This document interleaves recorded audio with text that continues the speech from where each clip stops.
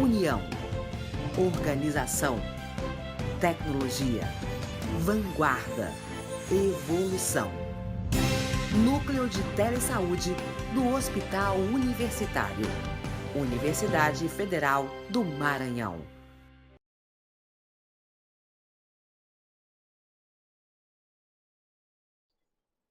Olá, gente. Boa tarde. Eu me chamo Sônia Souza, né? Sou psicóloga e atuo pela abordagem terapia cognitivo-comportamental, né? Desde já agradecer pelo convite de falar aqui para vocês sobre um tema tão importante e atual, né? Sobre a importância das relações humanas em saúde mental. Ao falar sobre relações humanas, a gente encontra muito teórico, muitos estudiosos que falam sobre essas relações humanas. E um deles são Cruz, que vai nos dizer que é uma ciência que envolve um amplo conhecimento sobre as relações interpessoais, ou seja, essa relação com as outras pessoas, e a intrapessoal, essa relação de si mesmo, esse conhecimento de você, desse autoconhecimento sobre a maneira de agir, a maneira de atuar na sociedade. A expressão relações humanas significa o estabelecimento e ou a manutenção de contatos entre os seres humanos, né, de acordo com o bom fim.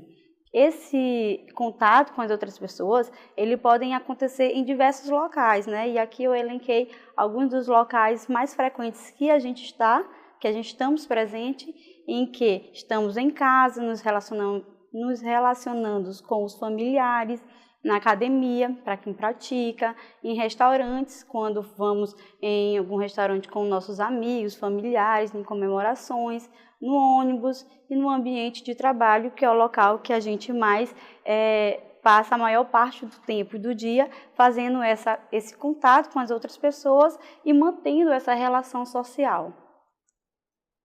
Os relacionamentos interpessoais em qualquer ambiente é complexo, pois eles irão envolver nossas habilidades sociais e emocionais. Que habilidades emocionais são essas, né? E sociais? Eu citei algumas como o autoconhecimento, a empatia, a cordialidade, a ética e principalmente a comunicação, como também anteriormente já foi falado, né? Dentre a comunicação temos as formas de comunicação, que se conhece como passiva, agressiva e assertiva. E o ideal seria que a gente tentasse sempre se comunicar de forma assertiva, já que é a melhor maneira de se comunicar com o outro, né? Dando e expressando a nossa comunicação, a nossa ideia, sem ofender, mas que ambas as partes entendam o diálogo entre os dois. Mais adiante, eu encontrei dois autores que falam e dão a sua contribuição falando sobre relações humanas, né? Cardoso vem nos dizer que os relacionamentos possuem vida própria e estão sempre em processos de mudanças. Essas mudanças estão relacionadas ao comportamento e às ligações afetivas, que podem gerar relações brandas ou conflituosas. Já para Carvalho, ele nos diz que os seres humanos são essencialmente seres sociais, instintivamente motivados por uma necessidade de se relacionar, e é essa interação que descobrem suas próprias capacidades e as exercitam. Ou seja, para Cardoso, a gente está num processo contínuo de mudança, porque em todas as nossas relações sociais, a gente apresenta comportamentos e emoções que vão gerar situações essas que podem ser agradáveis ou não, né? Por isso, esse processo de constante mudança em nossas vidas. Já para Carvalho, os seres humanos nascem com essa necessidade de se relacionar. Já nascemos com a primeira interação no choro, quando a gente é acolhido pela nossa mãe, que a gente vai começando a conhecer e a ter essa interação pessoal, né? De primeiro núcleo é a família, depois vai crescendo para a escola, para lugares de esporte e quando crescemos mais, né, ficamos adultos, o trabalho e assim sucessivamente. Manter as relações humanas são primordiais para o desenvolvimento individual e intelectual de cada ser, já que graças a estes laços se constitui à sociedade, né? As relações humanas, elas são muito importantes para o nosso desenvolvimento enquanto ser humano e enquanto ser social numa sociedade que se comunica através de suas relações. Ao falar sobre saúde mental, geralmente as pessoas tendem a conectar com problemas de saúde mental, com doenças mentais, né? Geralmente as pessoas tendem a pensar em depressão, ansiedade, algum transtorno psiquiátrico que faz com que essa pessoa não tenha uma saúde mental. Porém, saúde mental é para além de qualquer ausência de doença mental, né? Ela abrange muitos aspectos da nossa vida, incluindo todos, né? Familiar, escola, emprego e assim sucessivamente.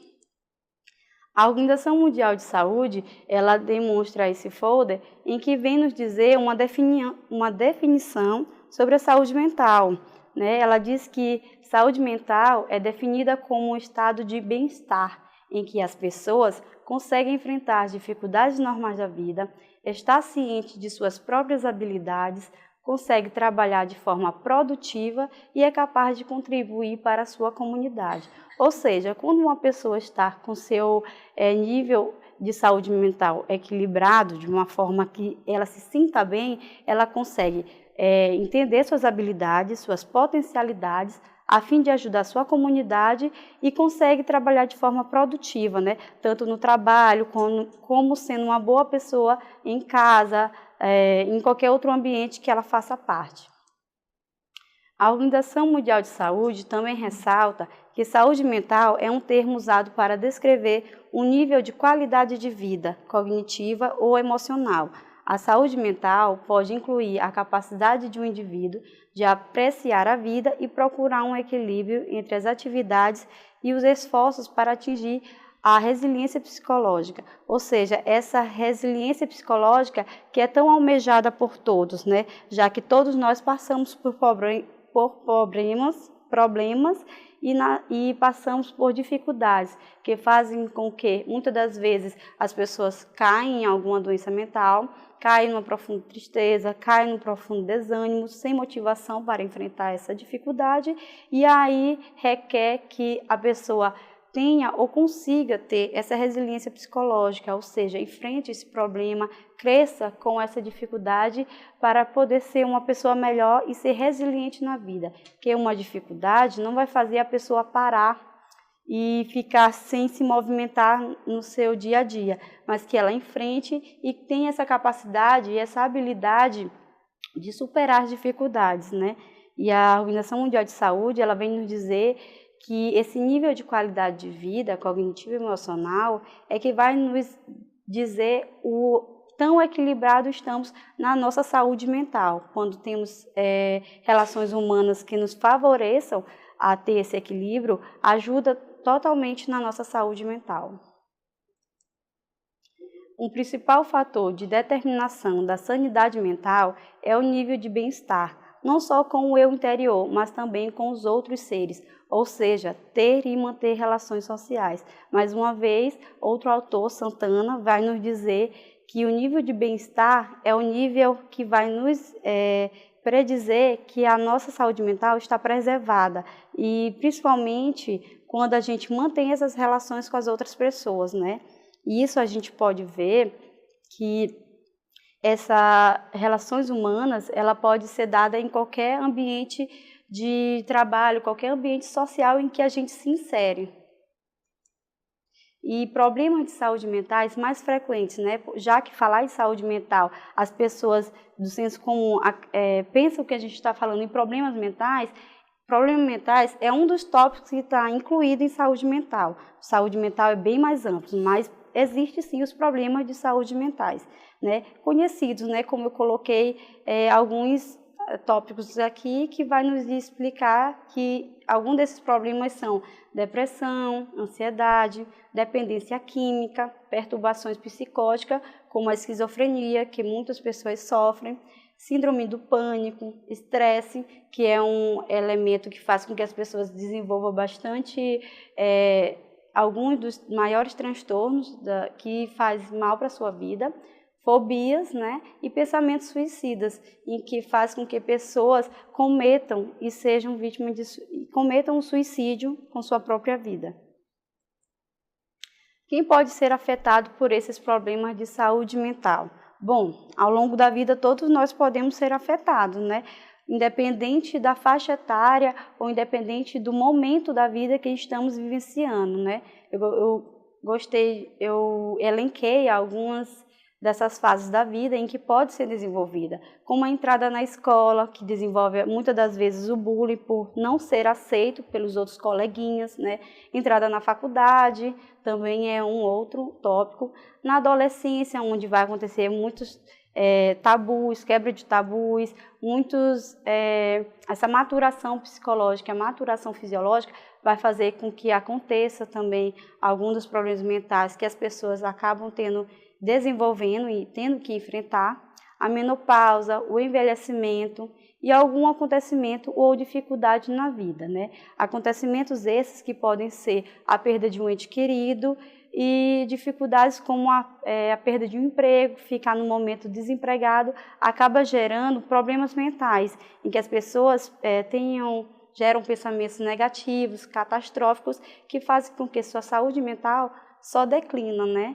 Faz com que ela pense negativamente sobre sua vida, sobre a sua relação com os outros, começam a achar que elas não valem nada, que não tem sentido viver uma vida se a pessoa não trabalha, se não produz, se não é alguém visto pela sociedade que é um produtivo, que é uma pessoa efetiva na saúde, que é efetiva no trabalho e assim por diante.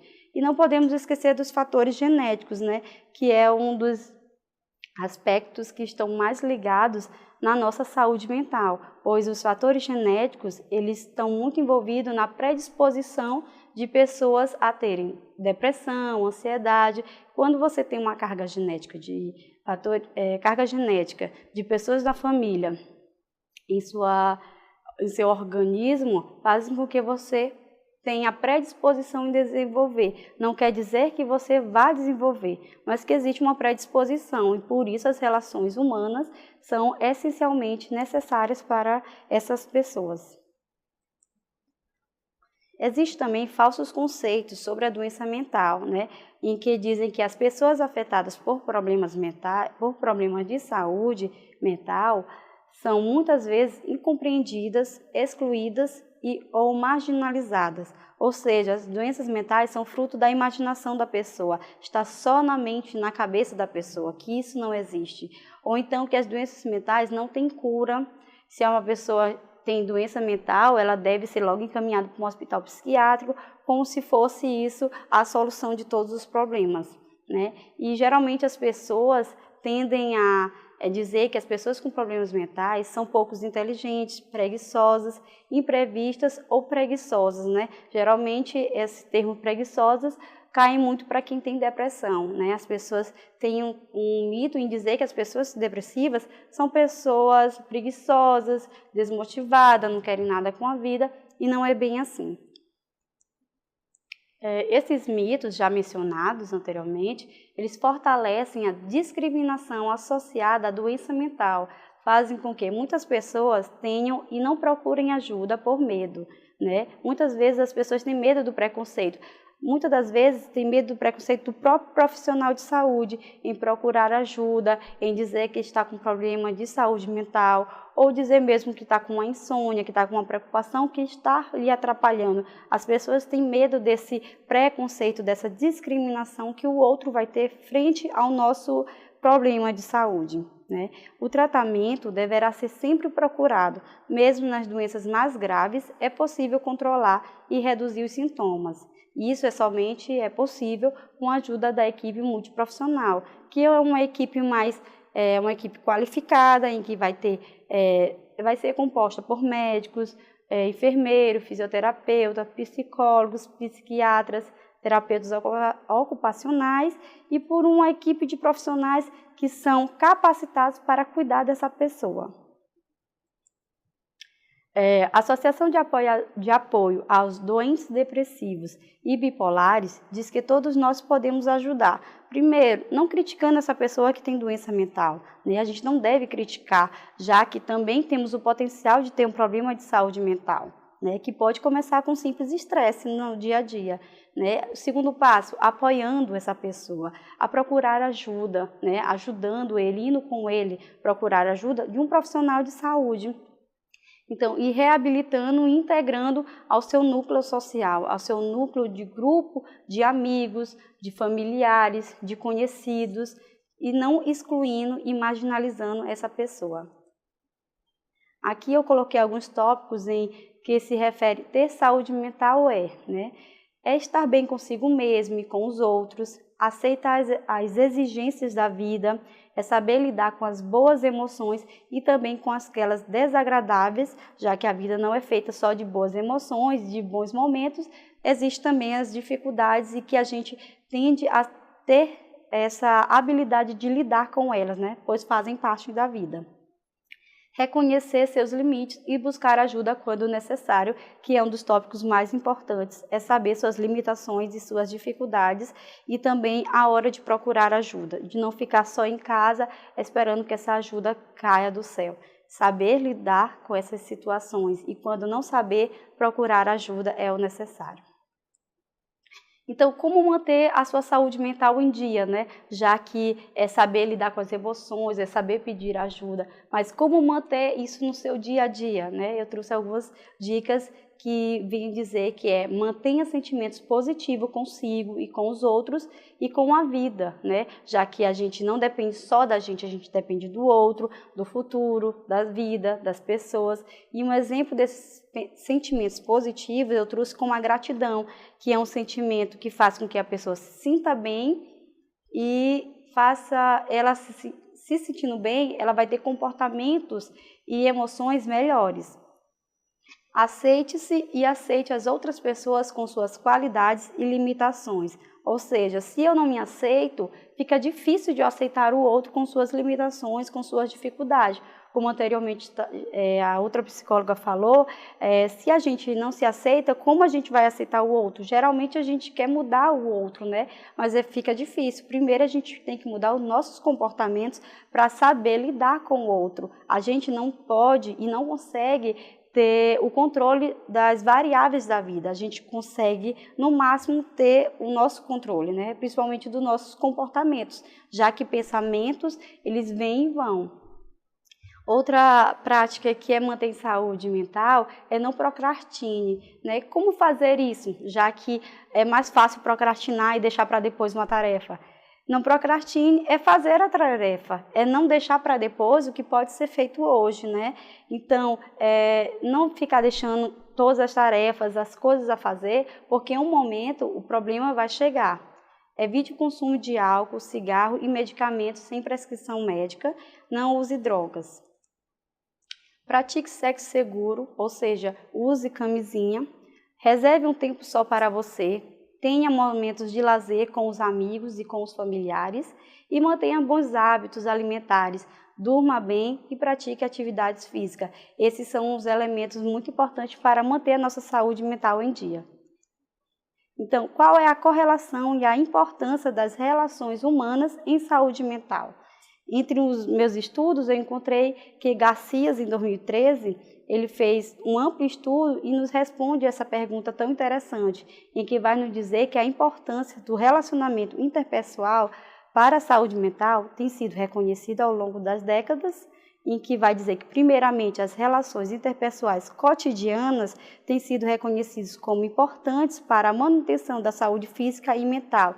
E que relações interpessoais cotidianas são essas? São as relações mais práticas, mais fáceis de acesso, como as famílias, as relações com os parceiros românticos, com os amigos, com os conhecidos. Eles vão dar um efeito diferente sobre os aspectos da saúde, auxiliando na qualidade de vida de cada ser.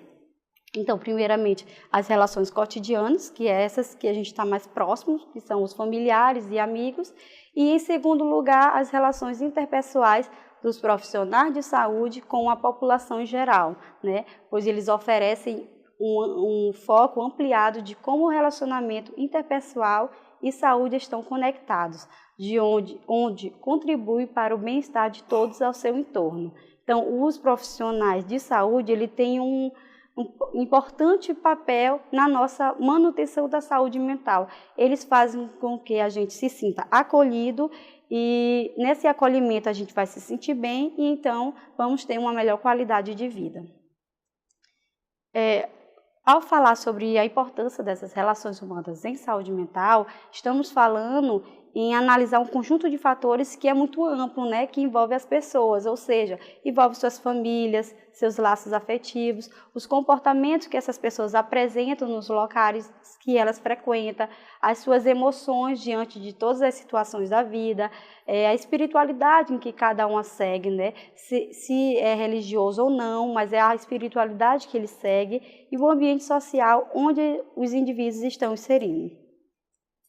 Para finalizar, eu trouxe, né, que as relações humanas ela têm um importante papel na nossa vida, né? Sendo assim, estas relações interpessoais resumem que seja uma rede de apoio social ou suporte social, que funciona como um agente de proteção frente aos riscos de doenças induzidos pelos problemas cotidianos.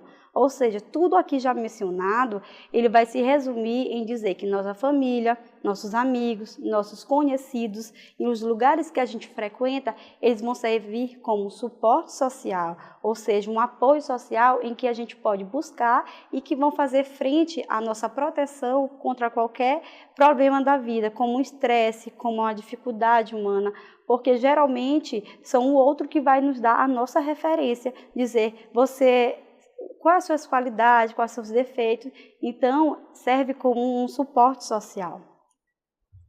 E aqui só um post sobre a nossa campanha, né, de Janeiro Branco, que é a campanha sobre saúde mental, e que é muito interessante em dizer que quem cuida da mente, cuida da vida, pois você está cuidando da sua mente, da sua saúde mental, você está cuidando da sua vida, que é o ideal. Aqui algumas referências que eu utilizei, e desde já agradeço pela atenção de todos, obrigada.